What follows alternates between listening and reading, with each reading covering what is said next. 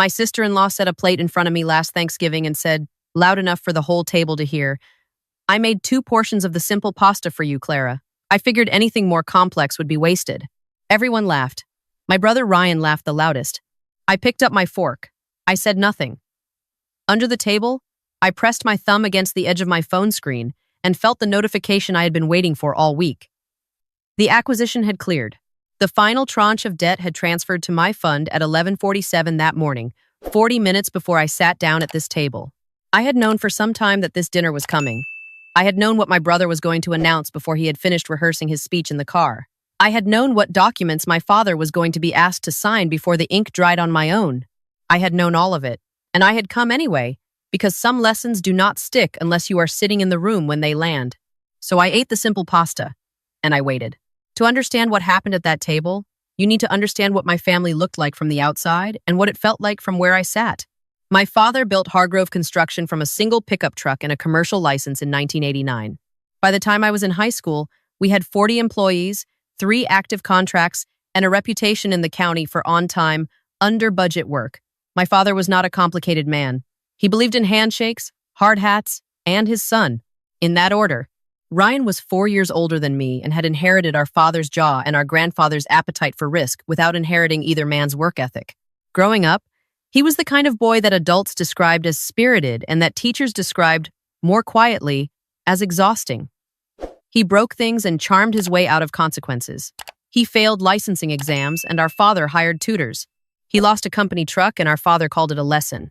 He brought home Cassandra at 28, a woman with a trust fund. She talked about the way other people talk about a chronic illness constantly, and always as evidence that the world owed her something more. From the moment Cassandra walked into our house, she established a social hierarchy and placed herself at the top with the practiced efficiency of someone who had been doing it her whole life. She had opinions about everything I owned, wore, and chose to do with my time.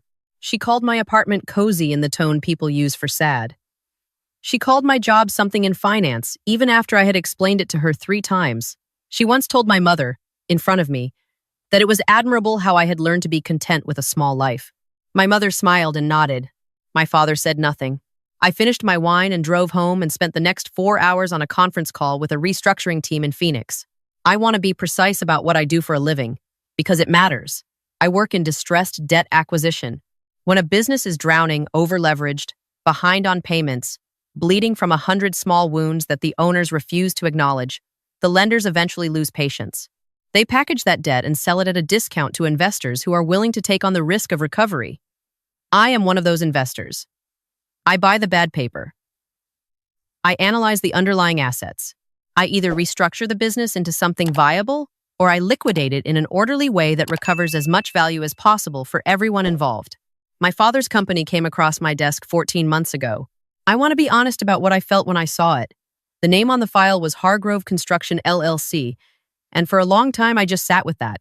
The financials told a story I recognized even though no one had told it to me directly. 3 consecutive years of declining contract revenue. A line of credit maxed out in February. Payroll covered by a second mortgage on the family home. The company Ryan had been brought in to run my father's concession to the idea that his son needed a title and a salary to feel like a man had been hemorrhaging money for 6 years through a combination of overbidding on materials, losing contracts Ryan had promised my father he could close, and one catastrophic subcontractor lawsuit that had been settled quietly and expensively. My father had not told me any of this. He would not have. In his mind, the business was a Ryan matter. I was in finance, which meant I was somewhere abstract and fluorescent lit, doing something he could not picture. Ryan wore boots and drove to job sites. That was real. That was legacy. I sat with the file for 3 days before I made a decision. My first instinct was to call him. To say, Dad, I've seen the books, and there's still time to fix this if we move carefully. To offer to help, professionally and without strings, the way a daughter should be able to offer something to her father. Then I remembered a moment from 2 years before. I had just closed the largest deal of my career, a portfolio acquisition that took me 18 months and more sleepless nights than I could count. I had called home to tell them. My mother had said, That's wonderful, honey. Your brother just got promoted to operations manager. Did he tell you? We're taking everyone to dinner. I had stayed on the line for 6 more minutes while she described the restaurant and asked if I thought Ryan's new title should go on the company letterhead with or without a comma. I did not call my father. Instead, I built a position. I acquired the primary line of credit from the regional bank that held it. I acquired the second mortgage note from the lender my father had gone to when the first bank stopped returning his calls. I moved carefully and through entities that did not carry my name. By the time the leaves turned that fall, I held the controlling debt position on both the company and the house on Birchwood Lane, where I had grown up and where my parents still slept every night under the assumption that the worst that could happen was a hard conversation with Ryan. What they did not know, what none of them knew, was that the outside investor Ryan had been courting for the past 4 months was a fund called Meridian Capital Recovery Partners, which was mine. The announcement came at Christmas dinner, not Thanksgiving. I had miscounted the dinners. My mother had done the table in gold and white, the way she did every year. She had made the standing rib roast that took 2 days, and that my father had called the best thing she cooked since 1987, every single December without fail. Cassandra had brought a cheese board that she positioned at the center of the table before any food was served and referenced by name the board 4 times in the first hour. I had driven up from the city alone. I sat at the far end of the table, the seat closest to the kitchen, the one that required the longest reach for everything. Cassandra sat at the other end, next to Ryan, next to my father, in the architectural center of the family. Ryan stood up before the roast was even carved. He had the look of a man who had practiced this. His shoulders were set. He had worn a blazer, which was unusual. He held his wine glass with the self-consciousness of someone who had watched other people make toasts and was now attempting the form without fully understanding the function. "I want to take a second," he said, "before we eat, to share something with this family." He looked at my father. "Dad, I know the last few years have been tough. I know I've asked a lot of you, and I want you to know that's over." He paused for effect. "I have secured a full recapitalization of Hargrove, new investor, new capital structure, new contracts starting in the first quarter. The company is going to be fine. Better than fine. I'm going to make you proud." My father's eyes went red at the rims. He pressed his lips together and nodded in that particular way men of his generation nod when they are trying not to cry in front of people. Cassandra reached over and put her hand on Ryan's arm. She looked at my mother. "He's been working on this for months," she said. "I've never seen anyone fight so hard for something." She let the implication settle over the table like a second tablecloth. "He fought hard."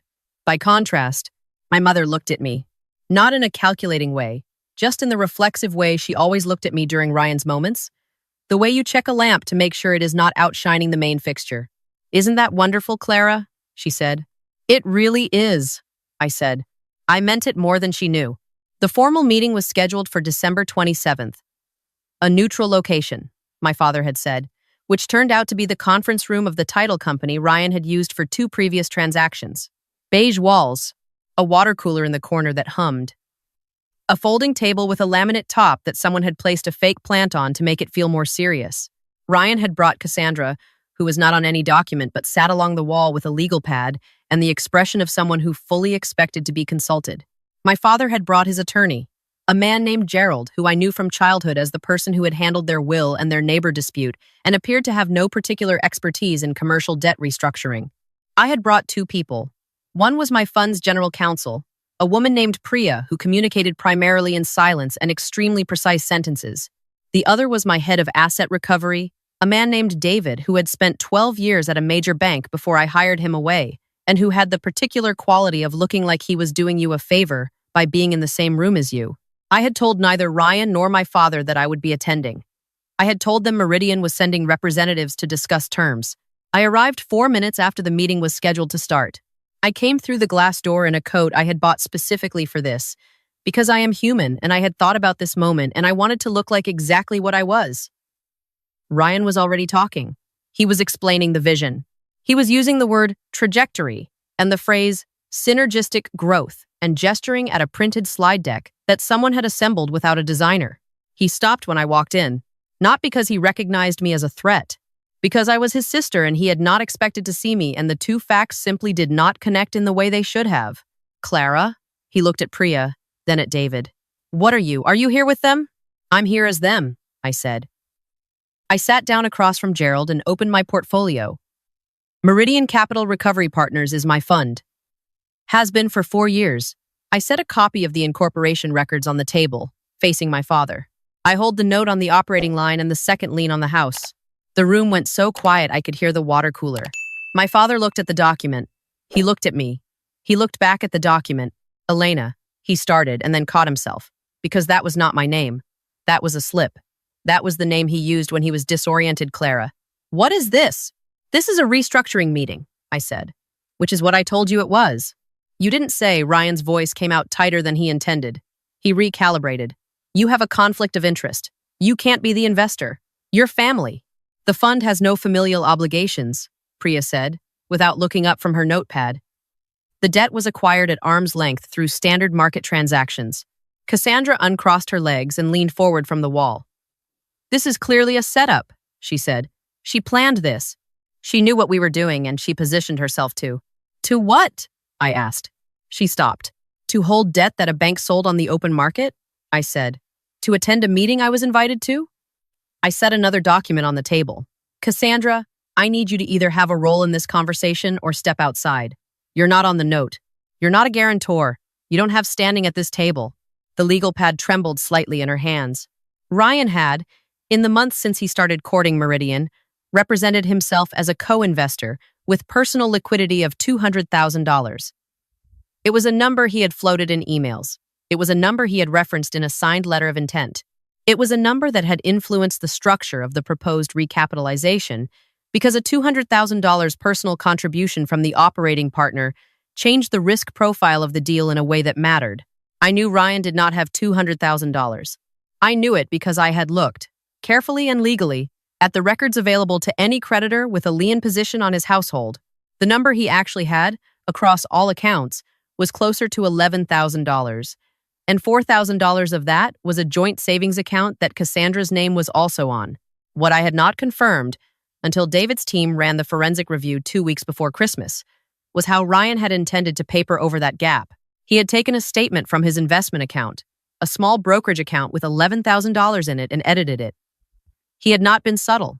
He had used a PDF editor, changed the balance to $214,000, regenerated a plausible statement date, and submitted it to Meridian as supporting documentation for the letter of intent. This was, under federal statute, wire fraud. He had transmitted a forged financial document across state lines via email to support a loan application. The minimum exposure was 20 years. I had the original. I had the metadata. I had the email chain with the timestamps. I had said nothing about it until now. David opened a folder and placed 3 documents on the table. He did it the way someone places evidence, not paperwork. Flat, precise, deliberate. These are the financial disclosures submitted to Meridian by Ryan Hargrove in support of the letter of intent, David said. He tapped the first page. This is the brokerage statement that was submitted. This is the actual statement for the same account on the same date, pulled directly from the institution. He set the third document alongside them. And this is the metadata extraction from the submitted PDF, which shows it was created in a document editing program on November 14th at 9:22 inches the evening. Ryan's face did something complicated. Gerald, the attorney, leaned forward and looked at the documents for a long time without saying anything. I can explain that, Ryan said. You can, I said, but not to me. I'm not the one you'd be explaining it to. My father had gone very still. He was looking at Ryan the way you look at something you love, that has just done something you cannot walk back from. It was not anger.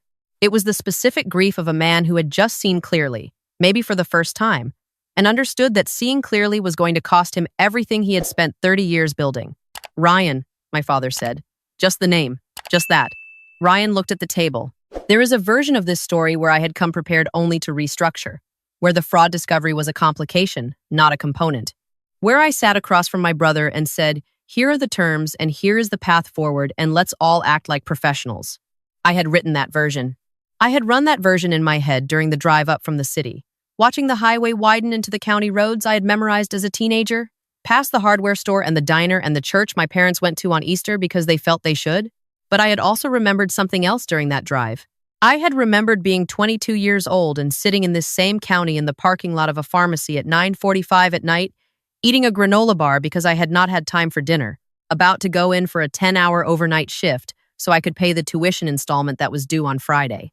I had remembered calling home from that parking lot and my mother answering and me saying that I had been offered a competitive internship in New York that summer, but it was unpaid and I needed $3,000 for 2 months of rent. And she had said, honey, we just fronted Ryan the deposit on his new truck. As if that answered the question. As if that was an explanation rather than a verdict. I had not said anything. I had gone inside and stocked shelves until 6 in the morning. So, I had also come prepared for this version. I looked at my father. There are 2 options, I said. And I want to be clear that I've thought about both of them carefully, and I'm not saying this to be cruel. I'm saying it because one of these options protects you and one of them doesn't. And I think after 35 years, you deserve to have someone in this room who is actually looking out for you. My father looked at me in a way he had not looked at me in a very long time, possibly ever. Option A, I said. I refer this to the U.S. Attorney's Office. The forged document is federal wire fraud. That's Ryan's exposure. The company defaults on the restructured note, which triggers acceleration, which means the full balance is due immediately. The house goes into foreclosure proceedings within 60 days. You lose everything in sequence. I kept my voice even. Option B, Ryan resigns from Hargrove Construction today, formally and permanently. He surrenders any claim to equity or succession. The company restructures under Meridian's terms, which I will make genuinely fair because I want the company to survive. The house stays in your name. I take the second lien off the table entirely. I paused. Ryan walks away free. No charges, no record, no prison. Cassandra made a sound from the wall. It was not quite a word. You can't just, Ryan started. I have the document, Ryan, I said. I have the metadata. I have the email header. I have 3 people in this room who watched you submit it. You can call it a placeholder or a draft or a mistake, and you might even find a lawyer who will try to argue that for you. But the evidence is what it is, and you know it. Ryan looked at our father. My father was quiet for a very long time. The water cooler hummed. Somewhere in the building, a door opened and closed. Then my father picked up the pen. I want to tell you about the moment my mother came into the hallway. This is the part that was not in my plan. My plan ended when my father signed. My plan had an exit. Stand up, shake Gerald's hand, let Priya and David handle the paperwork, leave. Clean and surgical, and done. But my mother had been in the building the entire time. She had been in the waiting area with a magazine she was not reading, because that was how my mother operated. Present at the edge of every significant event in her children's lives, available to comfort whoever came out the winner. She caught me in the hallway before I reached the door. She looked older than she had at Christmas dinner 2 days ago. Grief does that. It skips the slow accumulation and just arrives all at once. Clara, she said. I stopped. You didn't have to do it like this. Her voice was careful. It was the voice she used when she was saying something she believed but could feel was wrong. You could have come to us. You could have told us what you knew. You could have warned us. I thought about the parking lot. I thought about the granola bar. I thought about the 47 times in my adult life that I had tried to tell them something true and been handed a conversation about Ryan instead. Mom, I said, I'm going to make sure the house stays yours. I'm going to make sure the company stays viable. I'm going to do that because it's the right thing and because I am not my father's idea of me. I buttoned my coat. But I'm not going to stand here and be asked why I didn't protect people who spent 20 years telling me I wasn't worth protecting. She opened her mouth. The taxes on the house will be current by March, I said. David will be your point of contact for anything related to the note.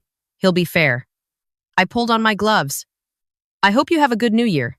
I walked out through the glass door into the gray December air, and I did not look back through the window to see her expression, and I did not reach for my phone to see if Ryan had texted, and I did not pull over on the county road to feel any of the things I was already starting to feel. I drove. The heater ran. The radio played something I did not listen to. The highway widened in front of me like a thing that had been waiting. There are things that happened after that I want to be accurate about, because this story is not the kind that ends with a villain punished and a hero celebrated and a clean moral sitting on top like a ribbon. Ryan did not go to prison. The deal held. He and Cassandra moved into a rental in a neighboring county, which I know because my mother mentioned it in a text she sent 3 weeks later about something unrelated, the way families pass information sideways when they cannot pass it directly. He has not contacted me. I did not expect him to. My father runs Hargrove Construction now the way he ran it in 1991. Personally, carefully, with boots on and a phone in his pocket. The restructuring gave the company 18 months of breathing room and a reduced payment schedule that is aggressive but manageable if nothing breaks wrong. He has 2 new contracts starting in March. He called me in January to tell me. He did not say thank you. He said, "Your terms were fair." For my father, those 4 words were a doctoral dissertation. I did not tell him they meant anything. I said I was glad to hear it and asked about the contracts, and we talked for 11 minutes about subcontractor rates and material costs, and I hung up and sat in my apartment and let the feeling be whatever it was going to be. Cassandra sent me an email in February with the subject line, "A note." I read the first sentence, which contained the phrase, "I think we both said things," and I archived it without responding. I am not interested in the version of this story where Cassandra and I find peace through a well-worded email. I am interested in the version where we simply do not have to be in the same room anymore, which is what we have now, and which is enough. My mother calls on Sundays. She called before any of this happened, and she calls now, and the calls sound more or less the same. She tells me about the garden and the neighbors and the things she is watching on television. She does not talk about Ryan. I do not bring him up. We have reached an arrangement of omission that I do not think is honesty, but that I also do not think is dishonesty. It is what family looks like when it has survived something and is not entirely sure what to do with the survival. I have thought, in the months since December, about whether I did the right thing. I do not mean legally or financially. I mean in the larger way.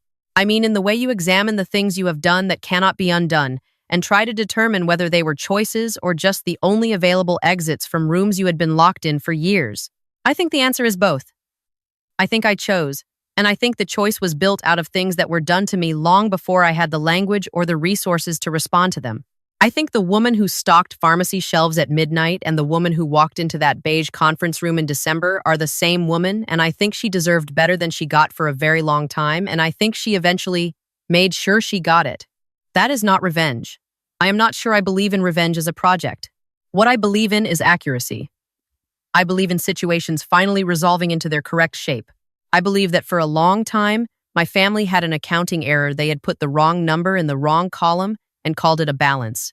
And I believe that what happened in that conference room was not an attack. It was an audit. And the books, at last, were right.